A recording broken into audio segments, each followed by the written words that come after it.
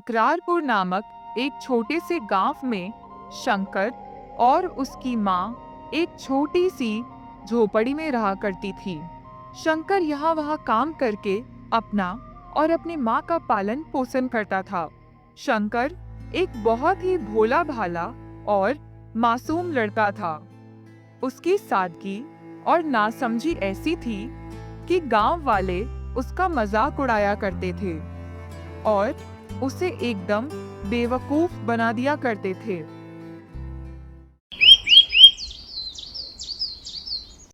बेटा शंकर, 1 किलो आटा लेकर आजा। सारा आटा खत्म हो चुका है रोटी बनाने के लिए और कुछ बचा ही नहीं घर में। ठीक है माँ, मैं अभी जाता हूँ, दुकान यहाँ पास में ही तो है। अरे शंकर, रुक जरा। आटा लेते वक्त थोड़ा ध्यान रखना, अच्छी क्वालिटी का लेना। पिछले बार जो लिया था वह ठीक नहीं था। ठीक है माँ, अच्छा क्वालिटी का लाऊंगा। शंकर आटा लेने चला जाता है। अर्जुन अपने दोस्त कल्लू के साथ खड़ा होता है, तभी उसे शंकर आते हुए दिख जाता है। अरे वो देखो, शंकर आ रहा है, अभी उसको बेवकूफ बनाते हैं।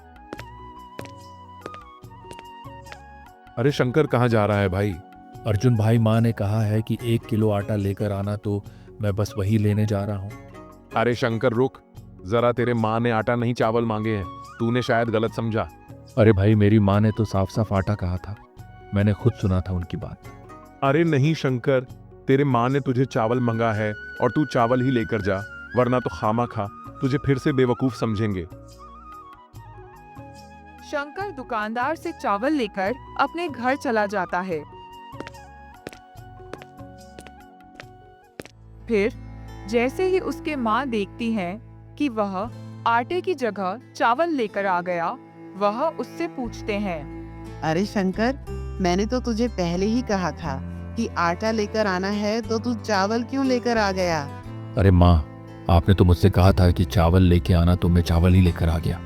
शंकर की माँ शंकर को देखकर बहुत ही दुखी होते थे, क्योंकि वह बिल्कुल भी समझदार नहीं था।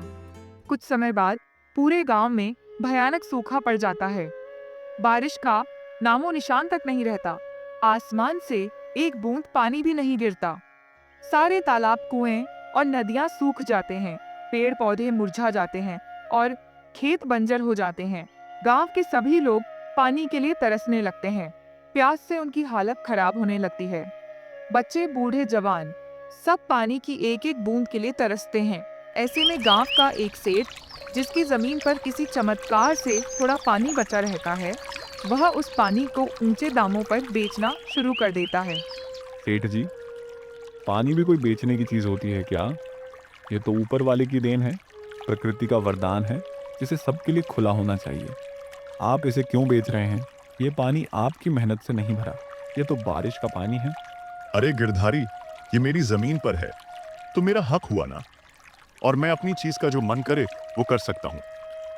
अगर पानी चाहिए तो दाम चुका, वरना आगे बढ़, बहुत लोग लाइन में खड़े हैं खरीदने के लिए। सेठ जी, यह सब सूखा पड़ने की वजह से हो रहा है। अगर कुएं, तालाब और नदियां भरी होती तो कोई आपसे पानी क्यों खरीदता? आपने हमेशा अपने फायदे के बारे में सोचा, काम की भलाई के लिए कभी कुछ नहीं किया। लेकिन याद रखिए, ऊपर वाला सब देख रहा है। देख गिरधारी, मुझे ज्ञान मत दे, ये दुनिया पैसा समझती है, भावनाओं से कोई पेट नहीं भरता। मैं धंधा कर रहा हूँ। गिरधारी सेठ से एक घड़ा पानी लेकर वहां से चला जाता है। अरे बेटा शंकर, जा सेठ जी के यहाँ से पानी लेकर आ। जब तक पानी नहीं आएगा तब तक खाना नहीं बनेगा। लेकिन माँ, सेठ जी बहुत महंगा पानी बेच रहे हैं, हमारे पास पैसे भी ज्यादा नहीं हैं। बेटा, गरीब आदमी के पास कोई और चारा नहीं होता। पानी तो चाहिए ही, चाहे जैसे भी आए। अगर आज पानी ना लाए तो खाना कैसे बनेगा?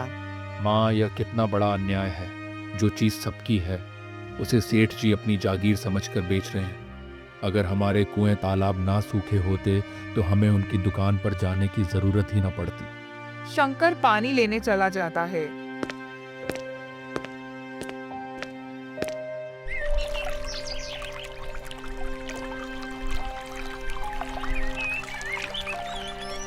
अरे सेठ जी, एक घड़ा पानी दे दीजिए। कितने का दिया है? एक घड़ा पानी। एक घड़ा पानी का दाम 20 रुपया लगेगा। अरे सेठ जी, यह क्या माजरा है?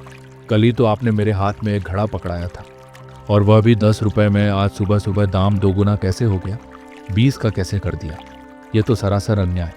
अरे भाई, अन्याय वन्याय चिल्लाने से कुछ नहीं होगा। सुनो तो सही, पानी खत्म हो रहा है, समझे?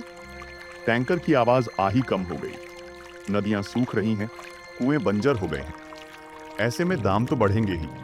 कल 10 का था, आज 20 का है। यह बाजार का नियम है, मेरी मजबूरी है। लेना हो तो लो, वरना और लोग लाइन में खड़े हैं। शंकर घड़े में पानी लेकर घर आ जाता है। माँ, खाना तो किसी तरह बन ही जाएगी, लेकिन खेतों का क्या? पूरा खेत सूख चुका है।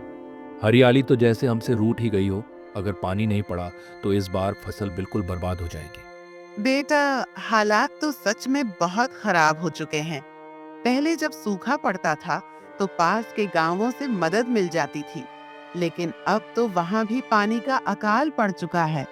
कुछ ही दिनों में सेठ के तालाब का पानी भी पूरी तरह सूख गया था, जिसके चलते अब पूरे गांव को पानी की भारी किल्लत से जूझना पड़ रहा था।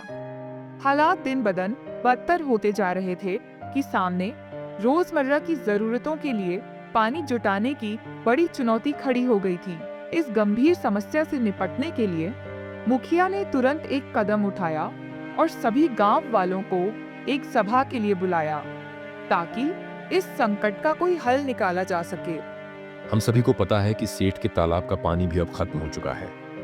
हालात दिन ब दिन बदतर होते जा रहे हैं। अब अगर हमने कुछ नहीं किया तो हमारा गांव भी इतिहास बनकर रह जाएगा। हमें कोई ना कोई हल निकालना ही होगा। मुखिया जी, यह संकट तो पहले कभी नहीं देखा। खेत बंजर हो गए, मवेशी मरने की कगार पर हैं और लोग भूख प्यास से बेहाल हैं। कुछ न कुछ करना ही होगा, वरना हालात और बिगड़ जाएंगे। मुखिया जी, मैं सोच रहा हूँ हमें उस रेगिस्तान की ओर जाना चाहिए जिसके बारे में हमारे बुजुर्ग कहते आए हैं। उन्होंने कहा था कि अगर पानी की असली खोज करनी हो तो वहां जाना होगा। हो सकता है वहां कोई ऐसा रास्ता मिले जिससे हमारा गांव बच सके। नहीं, वहां जाना सही नहीं होगा। क्या तुम्हें याद नहीं, हमारे पड़ोसी गांव के कुछ लोग भी वहां गए थे, पानी की आस में निकले थे, लेकिन आज तक वापस नहीं लौटे। वहां जाने का मतलब मौत को बुलावा देना है। पर मुखिया जी, हमें कुछ तो करना ही होगा। हाथ पर हाथ धरे बैठे रहने से नहीं मिलेगा। अगर हम डर कर यहाँ बैठे रहेंगे तो एक दिन पूरा गांव ही खत्म हो जाएगा। कम से कम हमें कोशिश तो करनी चाहिए। तुम्हारी बात ठीक है, लेकिन अभी हमें इस बारे में बात नहीं करनी चाहिए। वक्त आने पर हम किसी ना किसी को वहां भेज देंगे। तुमने देखा निकू बहन, तालाब पूरी तरह सूख चुका है। अब हम पानी कहाँ से लाएंगे? घर में पीने तक का पानी नहीं बचा और मवेशियों को भी पानी नहीं मिल रहा। अगर ऐसा ही चलता रहा तो हमारा गांव प्यास से मर जाएगा। हाँ बहन, मैंने भी देखा, हालत तो बहुत ही खराब होती जा रही है। गांव में पहले ही पानी की समस्या थी, लेकिन अब तो बिल्कुल ही हद हो गई है। मुखिया जी ने बैठक तो बुलाई थी, लेकिन उसमें भी कोई ठोस हल नहीं निकला। क्या होगा हमारा? बस अब और इंतजार नहीं किया जा सकता। अगर हम खुद कुछ नहीं करेंगे तो हमारे बच्चे, बुजुर्ग, मवेशी सब प्यास से तड़प तड़प कर मर जाएंगे। हमें कोई समाधान निकालना होगा। निकू बहन, मगर करें क्या? बारिश भी समय पर नहीं हो रही और बाकी जल स्रोत भी सूखते जा रहे हैं। अगर कहीं पानी बचा भी है तो वहां तक पहुंचना आसान नहीं। शंकर के माँ की तबीयत पानी ना मिलने की वजह से बहुत ज्यादा खराब हो जाती है। उनकी हालत दिन ब दिन बिगड़ती जा रही है, क्योंकि पानी की कमी के कारण उन्हें कमजोरी और थकान महसूस हो रही है। बेटा, अब तो लगता है कि इसी प्यास के साथ हमें जाना होगा। यह पानी की कमी अब हमारी किस्मत बन चुकी है। नहीं माँ, आप ऐसा मत कहिए। मैं आपको कुछ नहीं होने दूंगा। मैं कुछ ना कुछ इंतजाम जरूर करूंगा। जब तक मेरे अंदर सांस है, मैं हार नहीं मानूंगा। बेटा, सारा गांव पानी की समस्या से जूझ रहा है। मुखिया जी भी क्या करेंगे? जब खुद उनके पास कोई हल नहीं, तो हमें क्या रास्ता दिखाएंगे? नहीं माँ, मैं हार नहीं मान सकता। मैं अभी मुखिया जी के पास जाऊंगा पंचायत से बात करूंगा, सरकार तक अपनी आवाज पहुंचाऊंगा। अगर जरूरत पड़ी तो कुआं खुदवाऊंगा, पहाड़ों से पानी लाने की कोशिश करूंगा, लेकिन आपको ऐसे तड़पते हुए नहीं देख सकता। शंकर मुखिया जी के पास जाता है। मुखिया जी, आपको तो पता ही है कि गांव की हालत कितनी खराब हो चुकी है। हर तरफ सूखा है, बंजर हो गए हैं, कुएं सूख चुके हैं, और अब मेरे माँ इस हालत में है कि अगर उन्हें पानी नहीं मिला तो वे बच नहीं पाएंगे। शंकर, तू बहुत मासूम है। मैं समझ सकता हूं कि अपने मां को बचाने के लिए तू कुछ भी करने को तैयार है, लेकिन सोच, जब पूरे गांव में ही पानी नहीं है तो तुझे अपने मां के लिए पानी कहां से मिलेगा? लेकिन मुखिया जी, इसका कोई ना कोई रास्ता तो होगा। हम ऐसे ही हाथ पर हाथ रखकर नहीं बैठ सकते। अगर पानी नहीं है तो हमें उसे खोजना होगा। मैं अपने पिताजी को मरते हुए नहीं देख सकता। एक रास्ता है, पर वह रास्ता बहुत खतरनाक है। मैंने अपने बड़े बुजुर्गों से सुना है कि पास के रेगिस्तान में एक तालाब है, लेकिन वह कोई आम तालाब नहीं है। वहां एक जादूगरनी रहती है। वही गांव में पानी पहुंचाती थी, लेकिन वर्षों से कोई वहां जाने की हिम्मत नहीं कर पाया। अगर वह तालाब सच में मौजूद है तो मैं वहां जाऊंगा। मैं पानी लेकर लौटूंगा, चाहे कुछ भी हो जाए। बेटा, वहां जाना आसान नहीं है। जो भी वहां गया वह फिर कभी वापस नहीं आया। रेगिस्तान की रेत लील जाती है लोगों को, और वह जादूगरनी, उसकी शक्तियों का कोई अंदाजा नहीं है। शंकर, मैं तुझे वहां अकेला नहीं जाने दूंगा। यह रास्ता खतरनाक है। मुखिया जी, आपको तो पता ही है कि गांव की हालत कितनी खराब हो चुकी है। हर तरफ सूखा है, बंजर हो गए हैं, कुएं सूख चुके हैं, और अब मेरे माँ इस हालत में है कि अगर उन्हें पानी नहीं मिला तो वे बच नहीं पाएंगे। शंकर, तू बहुत मासूम है। मैं समझ सकता हूं कि अपने मां को बचाने के लिए तू कुछ भी करने को तैयार है, लेकिन सोच, जब पूरे गांव में ही पानी नहीं है तो तुझे अपने मां के लिए पानी कहां से मिलेगा? हमको जाने दो मुखिया जी, हम अपने माँ को ऐसे हाल में नहीं देख सकता हूँ। लेकिन अगर तूने फैसला कर ही लिया है तो मैं अपनी बेटी को भी तेरे साथ भेजूंगा। तभी मुखिया जी की बेटी आती है। पिताजी, मैं तैयार हूँ। अगर गांव और शंकर के माँ को बचाने के लिए मुझे इस रास्ते पर जाना पड़े तो मैं जाऊंगी। लेकिन मैं अकेले ही जा सकता हूँ। मैं तुम्हें इस खतरे में नहीं डाल सकता। नहीं बेटा, यह कोई साधारण यात्रा नहीं है। यह एक परीक्षा है, और इसमें साथ देने वाला जरूरी है। मेरी बेटी निडर है और वह तेरा साथ देगी। मुखिया जी की बेटी और शंकर दोनों रेगिस्तान की ओर निकल पड़ते हैं। अपने लक्ष्य की ओर बढ़ते हुए वे लंबे समय तक चलते रहते हैं, लेकिन अचानक एक भीषण तूफान जाता है। तेज हवाओं और उड़ती रेत के कारण उनकी राह मुश्किल हो जाती है और वे आगे बढ़ने में असमर्थ हो जाते हैं। तूफान इतना प्रचंड होता है कि उनके लिए एक कदम भी उठाना नामुमकिन सा लगता है। लगातार चलते चलते वे पूरी तरह थक जाते हैं। उनकी सांसें उखड़ने लगती हैं। शंकर, अब मुझसे और नहीं चला जाएगा। मैं बहुत थक चुकी हूँ। मुझे नहीं लगता कि अब और आगे बढ़ना सही होगा। अगर हम आगे बढ़े तो मर जाएंगे। यहाँ पानी नहीं है, रास्ता खत्म हो गया। लगता है हम कितनी देर से चल रहे हैं, लेकिन कुछ नहीं। नहीं गीता, हमें रुकना नहीं है। हमें आगे बढ़ना ही होगा, चाहे जैसे भी हो। अगर हम यहीं बैठ गए तो यकीन मानो मौत हमारे और करीब आ जाएगी। हमें किसी भी तरह से पानी ढूंढना होगा, वरना मेरे माँ। शंकर, मैं समझ सकती हूँ कि तुम्हारे दिल में अपने माँ के लिए कितनी बेचैनी है, लेकिन अगर हम ही नहीं बचे तो उन्हें बचाने का क्या फायदा? मेरी हालत देखो, मेरे पैरों में छाले पड़ गए हैं, मेरी सांसें तेज हो रही हैं। अगर मैं और एक कदम भी चली तो गिर जाऊंगी। गीता, मैं जानता हूं कि तुम बहुत थक चुकी हो, पर हमें हिम्मत नहीं हारना चाहिए। सिर्फ कुछ कदम, और अगर हम रुके तो यकीन मानो हम दोबारा चलने की हिम्मत नहीं जुटा पाएंगे। अगर तुम कह रहे हो कि आगे बढ़ना जरूरी है तो मैं कोशिश करूंगी, लेकिन मैं वादा नहीं कर सकती कि ज्यादा दूर चल पाऊंगी। एक काम करो गीता, तुम यहीं रुको। मैं अकेला आगे जाता हूँ। माँ मेरे हैं, उनकी जिम्मेदारी भी मेरी है। तुम क्यों अपनी जान खतरे में डाल रही हो? अगर पानी हुआ तो मैं तुम्हारे पास आ जाऊंगा और तुम्हें ले चलूंगा। शंकर गीता को वहीं छोड़कर तपती धूप में आगे चलता रहता है। वह बहुत ही थक जाता है, लेकिन उसे अपनी पिताजी की याद आने लगती है। पर वह रुकता नहीं, वह चला जाता है। कुछ दूर चलने के बाद उसे वह तालाब दिख जाता है। शंकर तालाब के पास जाता है, तभी उसमें से जादूगरनी बाहर आती है। बेवकूफ लड़के, अगर तुझे अपनी जिंदगी प्यारी है तो यहाँ से चला जा, वरना मौत तेरे सिर पर मंडरा रही है। ये जगह तेरे जैसे कमजोर लोगों के लिए नहीं बनी। अगर तूने मुझसे भिड़ने की कोशिश की तो तेरी हड्डियां भी पहचान में नहीं आएंगी। मैं यहाँ अपनी जान बचाने नहीं आया हूँ, बल्कि अपने गांव के लिए आया हूँ। तुमने हमारे गांव का पानी क्यों रोक रखा है? मेरे माँ पानी की कमी से तड़प रहे हैं। अगर उन्हें जल्द पानी नहीं मिला तो उनका बचना मुश्किल होगा। तुम इंसान कभी नहीं सुधरोगे। तुम्हारे जैसे लोग पानी की कीमत नहीं समझते। पानी सिर्फ जीवित रहने के लिए नहीं, बल्कि एक अनमोल खजाना है, और तुम लोग उसे बर्बाद करते हो। बिना सोचे समझे बहा देते हो, यूं ही बेकार कर देते हो। मुझे यह बर्दाश्त नहीं, इसलिए मैं उन गांवों का पानी रोक देती हूँ जो इसकी कद्र नहीं करते।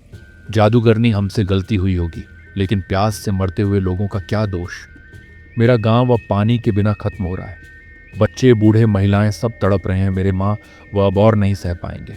मैं तुमसे विनती करता हूँ, हमें पानी दे दो। अगर तुझे पानी चाहिए तो बदले में तुझे अपनी जान मुझे सौंप देना होगा।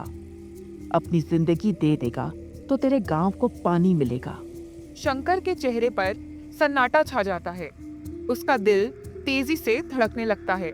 उसकी आंखों के सामने अपने माँ की कमजोर हालत याद आ जाती है। सूखे होंठ, प्यास से तड़पता शरीर। वह जानता है कि उसकी जिंदगी उसके माँ से ज्यादा कीमती नहीं। कुछ देर तक वह गहरी सोच में डूब जाता है, फिर अचानक फैसला कर लेता है। ठीक है जादूगरनी, अगर मेरी जान देकर मेरे गांव को पानी मिल सकता है तो मैं तैयार हूँ। मेरी जान ले लो, लेकिन बदले में मेरे गांव को हमेशा के लिए पानी दे दो। मुझे नहीं लगा था कि तू इतना हिम्मती होगा। आम लोग अपनी जान बचाने के लिए कुछ भी कर सकते हैं, लेकिन तू अपने गांव के लिए मरने को तैयार है। ये दिलचस्प है मेरे लिए। मेरे माँ और मेरे गांव के लोग सबसे ज़रूरी है। अगर मेरी कुर्बानी से उनकी प्यास बुझ सकती है तो इससे बड़ी खुशी मेरे लिए कुछ और नहीं होगी। पर मैं ये चाहता हूँ कि मुझे थोड़ी देर के लिए अपने दोस्त से मिलना है, ताकि मैं उससे कुछ कह सकूं। ठीक है, जाओ, तुम उससे मिलकर आ जाओ। आखिरी बार शंकर गीता के पास जाता है।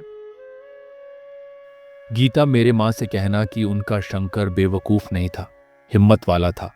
उसने अपने गांव के लिए अपनी जान कुर्बान कर दी, लेकिन कभी हार नहीं मानी।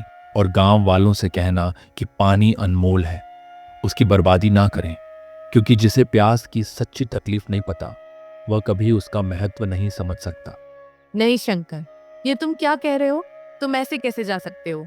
हम कोई और रास्ता निकाल लेंगे, प्लीज मत जाओ। गीता, तुम बहुत बहादुर हो। तुम्हारा बहुत बहुत धन्यवाद कि तुम मेरे साथ यहाँ तक आई। तुमने हर कदम पर मेरा साथ दिया, मेरी हिम्मत बढ़ाई, लेकिन अब मेरी राह अलग है। शंकर, अगर तुम नहीं रहे तो मैं कैसे रहूंगी? और तुम्हारे माँ, क्या तुमने सोचा कि उनका क्या होगा जब उन्हें पता चलेगा कि उनका बेटा उनके लिए अपनी जान दे चुका है? मैं जानता हूँ गीता, यह आसान नहीं होगा, पर यह ज़रूरी है। अगर मैं अपनी जान देकर पूरे गांव को पानी दे सकता हूँ तो यह सौदा बुरा नहीं है। और हाँ, मैंने तुमसे झूठ नहीं कहा। पानी मिल गया है, लेकिन इसकी कीमत मेरी जान है। इतना कहकर शंकर वहां से चला जाता है, अपने पीछे एक अनिश्चित भविष्य छोड़कर। उसी दौरान एक रहस्यमय जादूगरनी प्रकट होती है, जिसके पास असीम शक्तियां थीं। उसने शंकर को अपने जादू के जाल में फंसा लिया और उसकी जान ले ली, लेकिन यह बलिदान व्यर्थ नहीं गया। शंकर की जान के बदले में जादूगरनी ने पूरे गांव को पानी का वरदान दे दिया। सूखे हुए गांव में चमत्कार सा हो गया। जहां कभी पानी की एक बूंद के लिए तरसते थे, वहां अब पानी की कोई कमी ना रही। और उसने दुखी मन से शंकर के माँ को सारी बात बताई। उसने कहा, शंकर ने अपनी जान की कुर्बानी देकर पूरे गांव को पानी का तोहफा दिया है। उसका यह बलिदान हमें हमेशा याद रखना होगा। माँ की आंखों में आंसू छलक आए, लेकिन उन्हें गर्व भी हुआ कि उनके बेटे ने इतना बड़ा काम किया। गांव वालों ने शंकर की याद को अपने दिलों में संजो लिया। उन्होंने एक साथ मिलकर प्रण किया कि अब पानी की एक बूंद भी बर्बाद नहीं कर रहा था। तो हाँ दोस्तों, ऐसे ही मज़ेदार कहानियाँ देखने के लिए हमारे चैनल को सब्सक्राइब करें। Thanks for watching.